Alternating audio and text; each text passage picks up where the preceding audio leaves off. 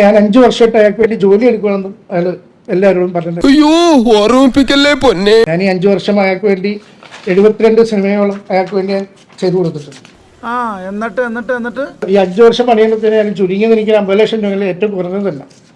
പൈസേന്റെയും അല്ല, ആ ഒരു ചെറിയൊരു മാറ്റി നിർത്തൽ പരിപാടി വന്നുകൊണ്ട് മാത്രമേ എനിക്ക് ഭയങ്കര വിഷമമായി പോയുള്ളൂ. വേറെ എന്നോടൊക്കെ ദൈവം ചോദിക്കണോ. അങ്ങനെ പ്രമുഖ പ്രൊഡ്യൂസർ ബാദുഷയ്ക്ക് ചുട്ട മറുപടി കൊടുത്ത് ഹരീഷ് കണാരൻ. കഴിഞ്ഞ ദിവസമായിരുന്നു 20 ലക്ഷം രൂപ കടം വാങ്ങി തിരികെ തന്നില്ല എന്ന ഹരീഷിന്റെ ആരോപണത്തിന് മറുപടിയുമായി ബാദുഷ രംഗത്തെത്തിയത്. 20 ലക്ഷം ചോദിച്ചിട്ട് 14 ലക്ഷമാണ് തന്നതെന്നും അതിൽ 7 ലക്ഷം പലപ്പോഴായി തിരികെ കൊടുത്തു.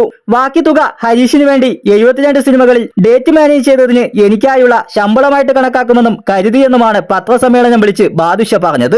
മാത്രമല്ല ഹരീഷിന്റെ പ്രസ്താവന കാരണം മകൻ ഇപ്പോൾ അപമാനം കാരണം കോളേജിൽ പോകുന്നില്ല. പലപ്പോഴായി ഹരീഷ് കണാരൻ വെള്ളമടിച്ചാണ് സെറ്റിൽ വരാറെന്നും ബാദുഷ ആരോപിച്ചു. ഇതിനുള്ള മറുപടിയായിട്ടാണ് ഹരീഷ് കണാരൻ ഇപ്പോൾ എത്തിയത്. 72 സിനിമകളിൽ എനിക്ക് വേണ്ടി ജോലി ചെയ്തിട്ടുണ്ടെന്ന് തോന്നുന്നില്ല, അത് പരിശോധിക്കണം. പണം കൊടുത്ത സമയത്തോ തിരിച്ചു ചോദിച്ച സമയത്തോ തന്റെ ശമ്പളമായി ഇത് കണക്കാക്കണമെന്ന് ബാദുഷ പറഞ്ഞിട്ടില്ല. ജീവിതത്തിൽ ഇതുവരെ സെറ്റിൽ വെള്ളമടിച്ച് ചെന്നിട്ടുമില്ല.